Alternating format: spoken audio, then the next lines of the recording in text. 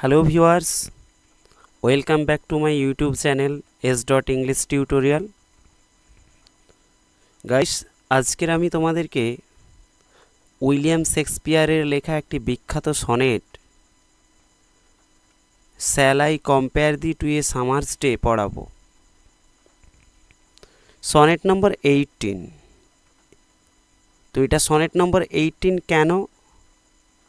Shakespeare didn't title any of his sonnet. Shakespeare তিনার কোনো সনেটেই তিনি টাইটেল দিয়ে যায়নি। The first line is suppose two B the title of his sonnet. তিনার প্রত্যেকটি সনেটের প্রথম লাইনটিকেই আমরা টাইটেল হিসেবে ধরে নেব এবং তিনি সনেটগুলোকে নাম্বারিং করে গেছেন, নাম্বার দিয়ে গেছেন। তো সেই নাম্বারিংয়ের দিক থেকে এটা 18 নম্বর সনেট, সেই জন্য এটাকে সনেট নম্বর 18 হিসেবেও আমরা চিনব। পাবলিকেশন, সনেটটা কবে প্রকাশ হয়েছিল? ইন 1609, 1609 খ্রিস্টাব্দে। টাইপ অফ পোয়েম, কবিতার ধরন কি? Shakespearean sonnet. এটা অ্যাকচুয়ালি একটা সনেট। তো শেক্সপিয়ারের যে সনেটগুলো তিনি একটু আলাদা স্টাইলে লিখেছিলেন, সেই সনেটগুলোকে আমরা শেক্সপিয়ারিয়ান সনেট নামে চিনব। রাইম স্কিম এখানে কি আছে? ছন্দটা কি আছে? A B A B, C D C D, E F E F, G G. শেক্সপিয়ারের সনেটগুলোকে আমরা 4টি অংশে ভাগ করব। 3 কোয়ার্ট্রেন। কোয়ার্ট্রেন বলতে 4 লাইনের যে স্তবকগুলো কবিতাতে, সেগুলোকে আমরা কোয়ার্ট্রেন বলবো। তো 4 লাইন করে 3টে আছে এবং শেষে একটা রাইমিং কনক্লুডিং কাপলেট, একটা কাপলেট থাকবে। কাপলেট হচ্ছে 2টো লাইনের স্তবককে আমরা কাপলেট বলবো। তো এটা কোন মিটারে লেখা আছে? প্রসোডিক্যাল দিক থেকে আমরা যদি দেখি, এটা হচ্ছে আয়াম্বিক পেন্টামিটারে লেখা, অর্থাৎ প্রতিটি মিটারে 2টো করে সিলেবল থাকবে এবং 5টা মিটার থাকবে, অর্থাৎ সবমোট প্রতিটি লাইনে 10টা করে সিলেবল থাকবে। বলা হয়েছে, দেখো এই সনেটটা, it is divided into 4 parts. এটা 4টি অংশে বিভক্ত, যেটা আমি বললাম। 3 quatrains followed by a concluding couplet. 3টে কোয়ার্ট্রেন এবং শেষে একটি কাপলেট থাকবে। তো এবার আমরা যাব সনেটটাকে তিনি যে নাম্বারিং করেছেন সেটা কেমন করে করেছেন সেটা একটু দেখে নেব, যে শেক্সপিয়ারের সনেটগুলো তিনি কতগুলো সনেট লিখেছিলেন, কাকে উদ্দেশ্য করে লিখেছেন। Shakespeare wrote 154 sonnets. তিনি মোট 154টি সনেট লিখেছেন। অ্যামং দেম, সেগুলির মধ্যে first 126 sonnets are address to his patron friend. প্রথম 126টি সনেট তিনি তিনার বন্ধুকে উদ্দেশ্য করে মিস্টার WH, শর্টে তিনি WH বলে গেছেন। যেনার পুরো নাম উইলিয়াম হারবার্ট, যিনি ছিলেন আর্ল অফ পেমব্রোক। তো কিছু কিছু ক্রিটিক্স এটাকে আর্ল অফ সাউদাম্পটন বলেছেন। বেশিরভাগ ক্রিটিক, অর্থাৎ major of the critics, assert that he was Earl of Pembroke.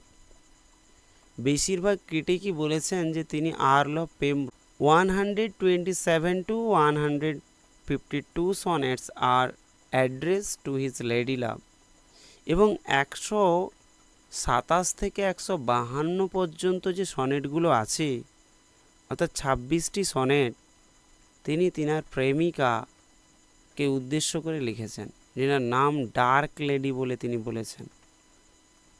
And last 2 sonnets are addressed to Cupid. শেষ 2টো সনেট কিউপিডকে উদ্দেশ্য করে লেখা। কিউপিডকে, সেটা লেখা আছে রোমান গড অফ লাভ, অর্থাৎ রোমের প্রেমের কবি। থিমটা কি আছে, এটার বিষয়বস্তু কি? Glorification of his friends beauty. তিনার বন্ধুর সৌন্দর্যের মহিমা বা গুণগান করে তিনি এই কবিতাটা লিখেছেন। এবার আমরা সনেটটাতে যাব। প্রথমেই তিনি এটা একটা ইন্টারোগেশন দিয়ে শুরু করেছেন। Shall I compare thee to a summer's day. আমি কি তোমাকে গ্রীষ্মের দিনের সাথে তুলনা করব? অ্যাকচুয়ালি তিনি এটা প্রশ্ন জিজ্ঞেস করছেন না, তিনি প্রশ্ন করার মধ্য দিয়ে পরিষ্কারভাবে বুঝিয়ে দিচ্ছেন যে I should not compare thee to a Summers day. আমার তোমাকে একটা গ্রীষ্মের দিনের সাথে তুলনা করা উচিত নয়। কেন নয়? পরের লাইনগুলোতে তিনি যুক্তি দিচ্ছেন। Thou art more lovely and more temperate. Thou means you, art means are, you are, তুমি, মোর লাভলি বেশি সুন্দর, অ্যান্ড মোর টেম্পারেট এবং বেশি সহনশীল। অর্থাৎ তিনি বলতে চাইছেন যে গ্রীষ্মের দিনের মধ্যে যে সহনশীলতা, তার যে সৌন্দর্য, সেটা তোমার মতো নয়, তুমি তাদের থেকে বেশি। কিছু গ্রীষ্মের ত্রুটি অর্থাৎ যে শর্টকামিংসগুলো আছে সেগুলো তিনি উল্লেখ করছেন। Rough winds do shake the darling buds of May and summer's lease hath all too short a date. বলছেন তিনি যে এলোমেলো বাতাসগুলো মে মাসের যে সুন্দর কুড়িগুলো সেগুলোকে ঝাঁকিয়ে দেয়, নাড়িয়ে দেয়, ঝরিয়ে দেয়। এবং গ্রীষ্মের যে লিজ, লিজ মিন্স স্প্যান, আয়ুকাল, স্থায়িত্ব, সেটা কিন্তু hath means has, all too short a date, খুব ক্ষণস্থায়ী। তিনি বলতে চাইছেন সামার্স বিউটি ইজ ট্রানজিটরি, গ্রীষ্মের যে সৌন্দর্য সেটা আসলে ক্ষণস্থায়ী। আর কি তিনি বলছেন? Sometimes too hot the eye of heaven shines, এবং কখনো কখনো স্বর্গের যে চোখ সেটা প্রচণ্ড উত্তপ্ত হয়ে যায়। অর্থাৎ এখানে I of heaven refers to the sun. এখানে স্বর্গের চোখ বলতে সূর্যকে বোঝানো হয়েছে। এখানে তিনি একটা রেটোরিক্যাল ডিভাইস ইউজ করেছেন, পার্সোনিফিকেশান। অর্থাৎ তিনি মানুষের গুণাগুণকে সূর্যের উপরে চাপিয়ে দিচ্ছেন। যেখানে হিউম্যান কোয়ালিটিসগুলো অ্যাট্রিবিউট করা হয়, মানে আরোপিত করে দেওয়া হয় কোনো বস্তু, কোনো প্রাণী অথবা কোনো ধারণার উপরে, সেটাকেই আমরা বলবো পার্সোনিফিকেশান। এবং তিনি বলছেন and often is his gold complexion deemed, প্রায়শই তার যে সোনালি বর্ণের, কমপ্লেক্সন মিন কালার, সোনালি কালারের যে আলোটা সেটা বিবর্ণ হয়ে যায়, আবছা হয়ে যায়। কিসের দ্বারায়? বাই দ্য ক্লাউডস, মেঘেদের দ্বারায়। এই কথাটা কিন্তু এখানে উজ্জ আছে। তাহলে তিনি কি বলতে চাইছেন? যে I should not compare thee to a summer's day, আমার তোমাকে গ্রীষ্মের দিনের সাথে তুলনা করা উচিত নয়। Because summer's day has many shortcomings, গ্রীষ্মের দিনের অনেকগুলো ত্রুটি রয়েছে, তোমার মধ্যে সেই ত্রুটিগুলো নেই। অতএব আমি কিন্তু সেই ত্রুটিপূর্ণ জিনিসের সঙ্গে তোমাকে তুলনা করতে চাই না। And every fair from fair sometime declines, এবং প্রতিটি সৌন্দর্য জিনিস থেকে সৌন্দর্যটা চলে যায়। অর্থাৎ যে ফার্স্ট ফেয়ারটা, এখানে দুটো ফেয়ার আছে। প্রথম যে ফেয়ার কথাটা আছে এটা হচ্ছে ফেয়ারফুল থিংস। যে সেকেন্ড ফেয়ার, সেই ফেয়ার মিন্স বিউটি। অর্থাৎ প্রতিটি সৌন্দর্য জিনিস তার সৌন্দর্য হারিয়ে ফেলে। যেমনভাবে আমরা ধরে নিতে পারি একটা মানুষ যখন ইয়াং থাকে তখন তার মধ্যে বিউটি থাকে, সৌন্দর্য বেশ থাকে, কিন্তু যখন বৃদ্ধ হয়ে যায় তখন সেই মানুষটা কিন্তু থেকে যায়, তার মধ্য থেকে সৌন্দর্যটা চলে যায়। এবং সেই সৌন্দর্যটা কিভাবে যেতে পারে? ইন টু ওয়েজ, দুটোভাবে যেতে পারে।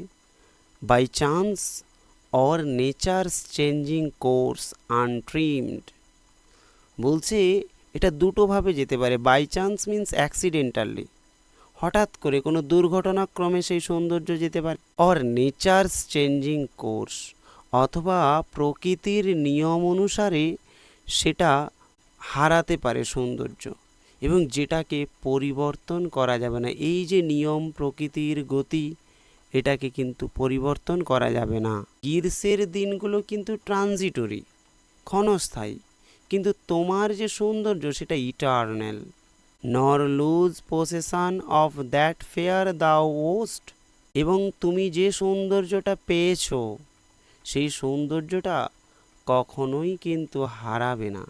nor shall death brag thou wanderest in his shade, এমনকি মৃত্যুও তার ছায়াতলে তোমাকে নিয়ে নিতে পারবে না। ব্র্যাগ মিন্স গর্ব করা, অহংকার করা।